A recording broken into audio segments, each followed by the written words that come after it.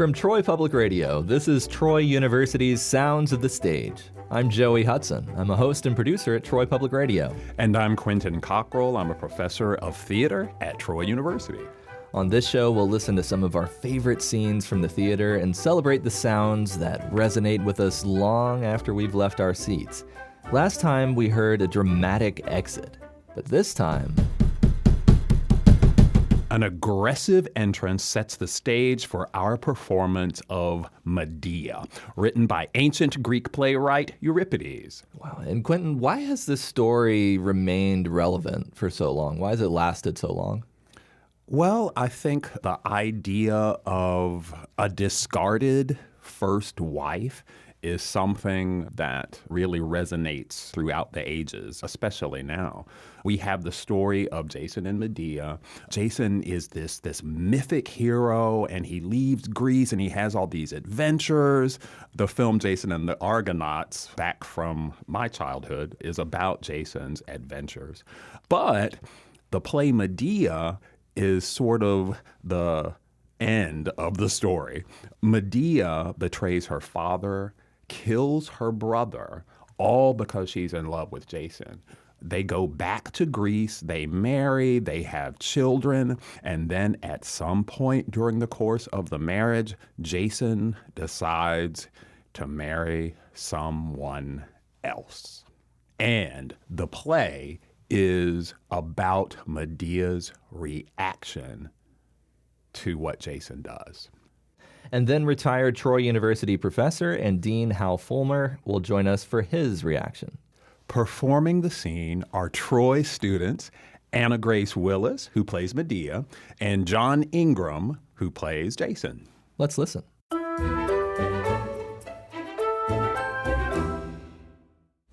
Open. Open. Open! What feeble night bird, overcome by misfortune, beats at my door? Can this be that great adventurer, the famous lord of the seas and delight of women, the heir of rich Corinth, this crying drunkard on the dark doorstep? Yet you've not had enough. You have come to drink the last bitter drops. I'll pour them for you. What is that stain on your hands? The wine I was pouring for you spilled on my hand. Dear were the little grapes that were crushed to make it. Dear were the vineyards. I came to kill you, Medea. Like a caught beast, like a crawling viper. Give me my sons, that I may save them from Creon's men. I'll go quietly away. Hush! They are sleeping. Perhaps I will let you look at them. You cannot have them. But the hour is late. You ought to go home to that high-born bride. The night has fallen. Surely she longs for you. Surely her flesh is not crusted black, nor her forehead burned bald, nor her mouth a horror. She is very young, but surely she loves you and desires you. Surely she will be fruitful. You draw your sword? I'll kill you first and then find my sons. You must be careful, Jason. Do you see the 2 fire snakes that guard this door? Here and here, one on each side, 2 serpents. Their throats are swollen with poison. Their eyes are burning coals, and their tongues are fire. They are coiled, ready to strike if you come near them. They'll make you what Creon is. But stand there, very quietly. I'll let you look at your sons. Open the doors that he may see them. I knew it already. I knew it before I saw it. No wild beast could have done it. I have done it because I loathed you more than I loved them. You hateful woman. Abominable thing, loathed by the gods and me and all mankind. You could pick up a sword and hack the bodies of children you had born to leave me childless. No woman born in Greece could bring herself to such an act, and yet, in preference to them, I chose to marry you. I chose the hand of the enemy who was going to destroy me. A tiger, a savage, not a woman. Did you feel nothing? No pity? Are you pure evil? I should have killed you the day I saw you. I tore my own heart and laughed. I was tearing yours. Will you laugh while I strangle you? I would still laugh.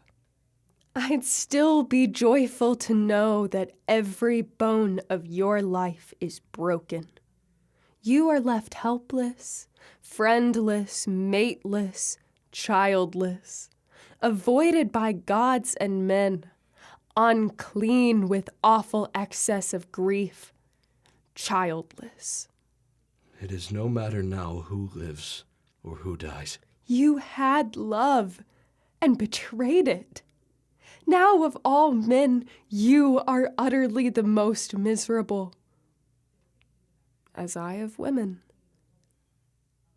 But I, as woman, despised, a foreigner, alone against you and the might of Corinth, have met you throat for throat, evil for evil, vengeance for vengeance. What does it matter now?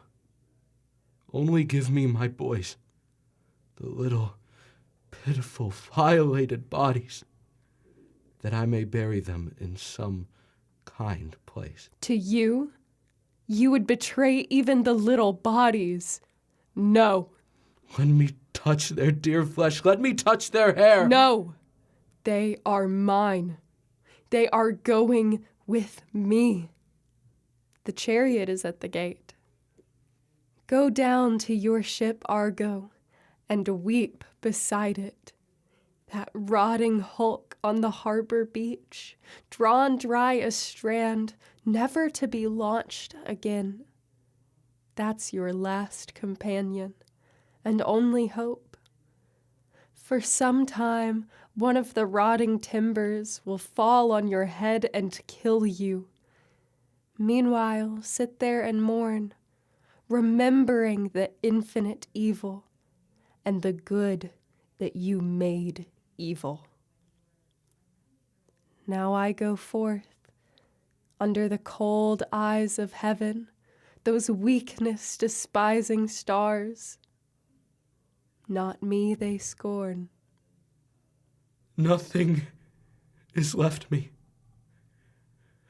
Nothing to do but stand and cry like a woman to heaven. You killed my sons, and now you deny me my right to touch them, to cradle, to bury them. Oh gods, I wish I had never bred these sons. Oh gods, I wish I had never lain in their mother's murderous arms. And that was a scene from Medea, written by ancient Greek playwright Euripides. Performing the scene were Troy students Anna Grace Willis, who plays Medea, and John Ingram, who plays Jason. I'm Joey Hudson. Joining us as well is Quentin Cockrell. Hi, Quentin. Hello, Joey. And for listeners that may not know, you actually direct these scenes. What's it like going from your experience primarily directing scenes for, or entire productions for the stage, and going to the world of audio? Luckily, very early in my studies, back in high school actually, I took a course on radio plays. And a lot of that work had to do with infusing language with action. And that is what we try to do when we're working with the student actors, in this case, Anna Grace Willis and John Ingram. When we're working with students, trying to get them to make the scenes come to life for listeners through using their voice. So we spend a lot of time finding the emotion, finding the intention, and also perfecting the phrasing. Well, that sounds like a full circle moment, going from having that sort of class to being able to return the favor and let students do a radio production as well. Mm-hmm. And in fact, I myself was one of your students when I was in college, and it's a full circle moment for me to be here discussing this topic with you. And also joining the discussion is retired Troy University professor and Dean Hal Fulmer. Hi, Hal. Hey, Joey. Good to be here. What can you tell us about your background and your expertise when it comes to these plays regarding Greek mythological figures? Yeah, I come in kind of through the side door. I don't have a background formally in theater, but I have some strong pieces of the background in what we refer to as classical Greece, classical Greek rhetoric. And so the study of the rhetorical activities of that time period almost always include theater as well as speech making, because they're both bound up in words, in language. And so whether you're reading Plato or whether you're reading Aristotle, they're quoting Euripides and Sophocles and the classical elements. Plato had some differences with them. Aristotle seemed to embrace them a little more. In fact, one of Aristotle's treatises is entitled Poetics, which is really his study of theater. Theater was a central part of that time period. It was certainly a central part of what people talked about and what the thinkers and the teachers were discussing. So that's my background. My degrees are in rhetorical theory, criticism, communication, things like that. Quentin and I talked a little bit about this before we heard the scene. Why do you think that this play, Medea, has lasted so long, endured so long? Yeah, that's a great question. And I think in part because any drama, any tragedy, any theater piece that lasts a long time has really important, essential, fundamental principles and elements, right? I mean, we don't just study Shakespeare because Shakespeare had a good press agent. I mean, there are pieces in there, right? Love, war, loss, other things. And it's the same thing here. Mm-hmm. I mean, in a very real sense, if we go home tonight and we flip on the television on one of the endless cable or streaming channels, we'll pick up some kind of story about somebody who killed their spouse and their children. You know, the title of the show might be I Live Next Door to a Murderer, but nonetheless, those elements are foundational. They really are. And so you think about what happens in Medea, right? She feels deceived. It was not uncommon in classical Greek time period for the husband who had all the rights to, in fact, have a mistress. And the wife was often seen as essentially important to bear the children. But she didn't see it that way. She felt betrayed. And she engages in killing her kids, and she kills the new wife. Right. She kills the new wife's father. I was going to say she kills Jason's new father-in-law. Yeah. And so those things resonate. We're fascinated with that, right? Plus, Jason is a part of that mythology that is so much central to the Greek stories, right? Jason's going to sail off with his Argonauts and get the Golden Fleece and later star in a claymation movie, right, in the 20th century. But that's Jason, and this is working against that. This is the woman's perspective on what Jason did. He wasn't the hero. He was the betrayer. Right. Medea is what happens after the heroic quest is over. Right. And it is a tragedy.